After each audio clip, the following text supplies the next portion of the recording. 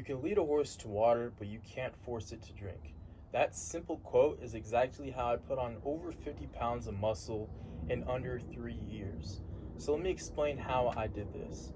You see, yes, you can't force the horse to drink the water, but if you put the horse in a situation where it's inevitable to drink the water, it will. For example, if you give the horse salt, if you start feeding the horse salt, and you put the horse in a very hot climate, in the deserts, right? It's hot, it's been eating salt. And what if you bring it to the water and you put its head an inch above the water? Do you think it's going to drink the water? Yes, it will.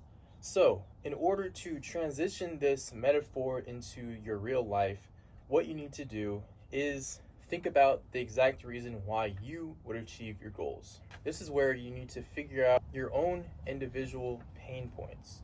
And what I mean by this is, what is the real motivational factor that is going to drive you when everything else fails, when all the normal motivation fails, when all your discipline fails, when there's no drive left in your tank?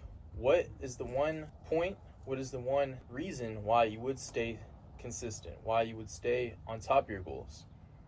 For some people, when it comes to the gym, that might be because they want to influence their families to become healthier as well, or because they want to be a good role model to their children. They want to be seen as athletic and can take care of their own health, which would obviously be a role model for their own kids. Some people just want the motivation or the confidence that they will build, the self-confidence in their own self-health. But whatever it is for you, you need to fully figure it out. So you can ask yourself, why would I want to get in shape? How would I feel? Maybe I'll feel good in my own body, or maybe I'll feel more confident. But how does that affect my life? What type of life would I be living when I'm fit? Maybe I can go on runs without pain. Maybe I can take my shirt off at the beach. Maybe I can go to the gym confidently without people judging me. Maybe I can, I don't know, whatever it is for you. What is the ideal lifestyle that you want? What is the ideal lifestyle you imagine would happen when you get fit?